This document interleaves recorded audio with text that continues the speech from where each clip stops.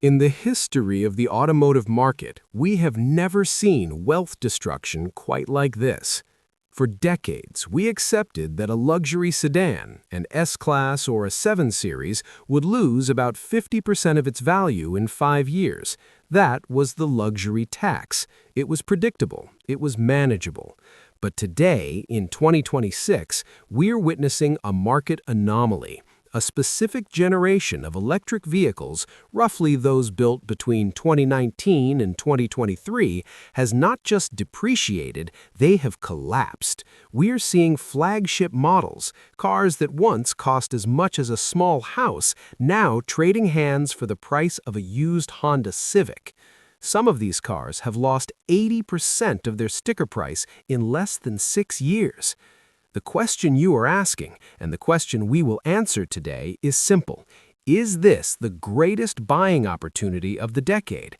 Or are these cars simply financial traps waiting to bankrupt their second owners?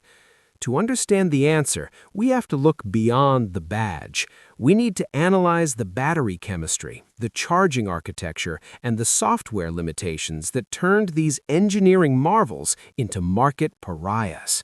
This is the definitive market analysis of the 2026 used EV crash.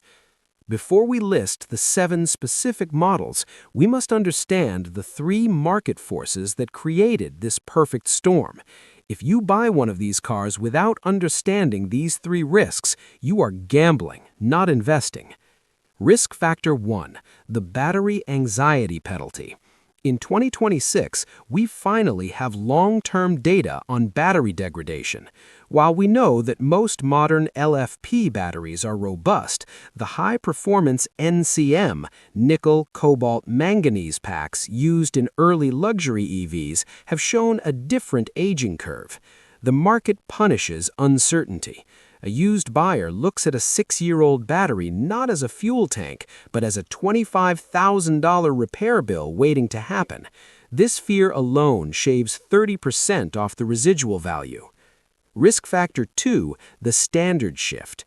When the industry standardized the North American charging standard in 2025, it rendered the previous generation of CCS native cars obsolete in the eyes of the average consumer. Yes, adapters exist, but in the luxury market, friction destroys value. Buyers do not want to use dongles to charge a Porsche. Risk Factor 3, tech obsolescence. An electric car is essentially a laptop on wheels, and just like a laptop from 2019 feels sluggish today, the processors and infotainment systems in early EVs have aged poorly compared to the software-defined vehicles of 2026. With that context established, let's examine the 7 vehicles that have been hit the hardest, ranked by their risk-to-reward ratio. Vehicle number 1, the Porsche Taycan, specifically the early models from 2020 to 2022. The numbers? When this car launched, a Turbo S specification could easily cost $200,000. Today, you can find high-mileage examples listed for under $45,000. That is a depreciation curve that rivals the Maserati Quattroporte, historically one of the worst depreciating assets on Earth. Why it crashed? The Taycan suffers from being the first. It was the first mainstream 800-volt architecture. While brilliant for charging speed, the early onboard chargers and heater matrices have proven to be failure-prone out of warranty.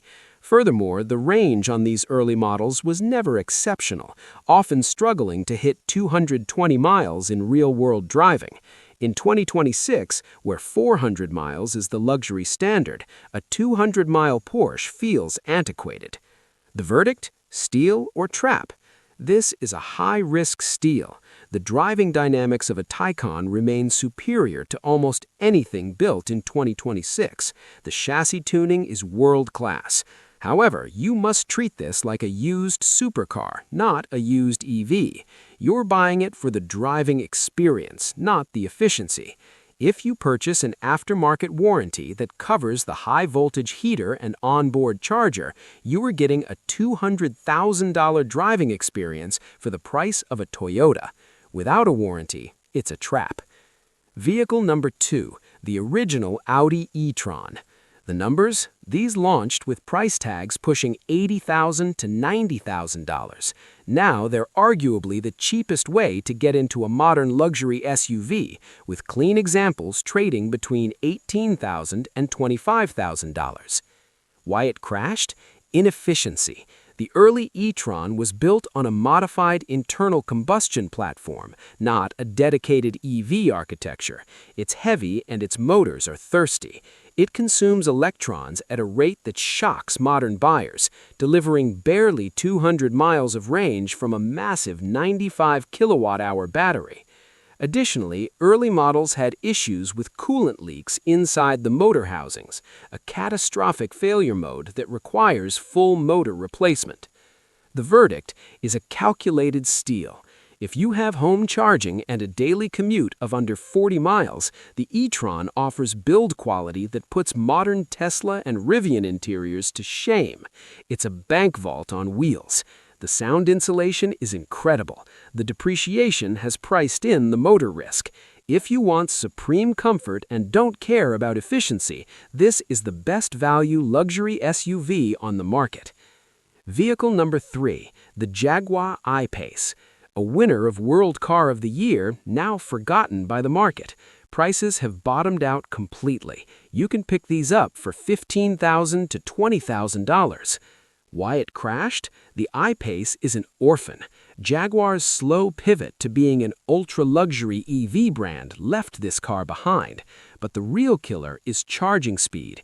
It's capped at roughly 100 kilowatts, and in the real world, it often charges much slower.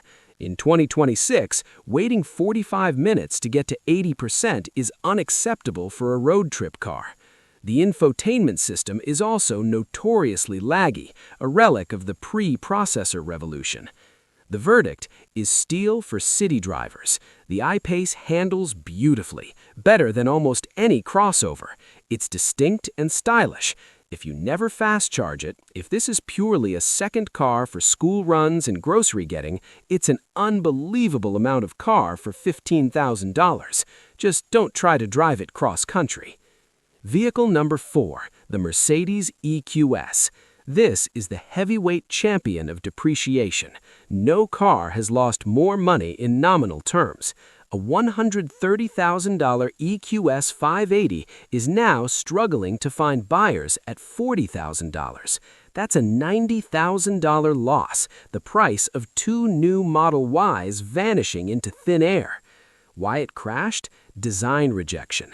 The market simply didn't accept the jelly bean aerodynamic shape as a true S-Class successor. Traditional buyers stayed with the gas S-Class. Tech buyers went to Lucid or Tesla. Furthermore, the Hyperscreen, that massive pillar-to-pillar glass dashboard, is a nightmare to replace if it delaminates or cracks. We're talking about repairs costing upwards of $8,000 for a screen. The verdict is a trap. Unlike the Taycan, the EQS doesn't offer a driving experience that justifies the repair risk. It's numb and disconnected.